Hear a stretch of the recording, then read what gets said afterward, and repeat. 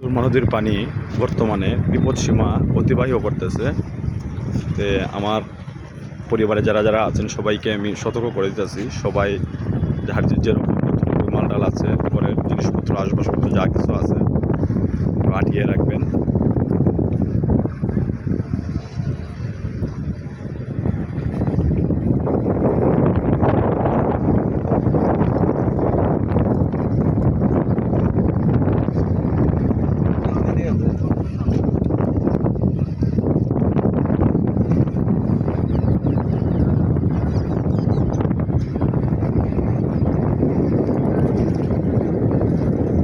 আমাদের সুনামগঞ্জটা একেবারে পাহাড়ি এলাকার মধ্যে, দুইটা বর্ডার আছে। পাহাড়ি ঢলের কারণেই আমাদেরকে বন্যায় বেশি করে।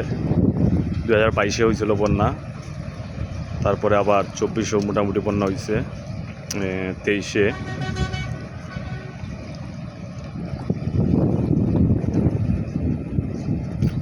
নদীতে অনেক জোয়ার, নৌকা নেই, কোনো নৌকা নাই না।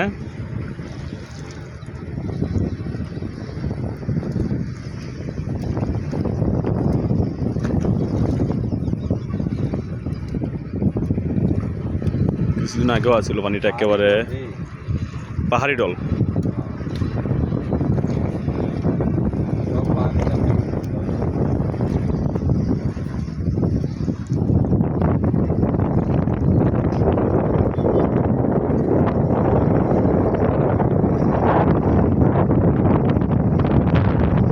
সাথে আমার বাগনাও আছে আজকে, কারণ আমাদের বাসাটা একেবারে নিচু থাকার কারণেই আমরা আইসি বাগনা নদীর অবস্থাটা দেখলাম।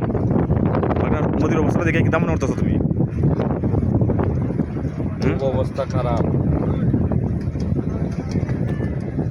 বাগনা মিললে আইসি নদীর অবস্থাটা দেখার লাগে। আমার বাগনা মনটা খুব খারাপ, কারণ আমাদের গোটা তো একটু নিচার কারণেই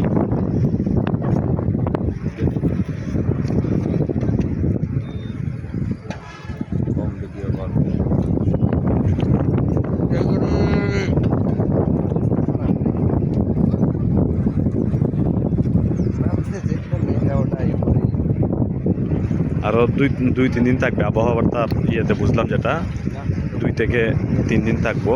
এরকম যদি 3 দিন থাকে তাহলে আমাদের সুনামগঞ্জ কিছুটা আশা করা যায় যে পানির তলিয়ে যাবে।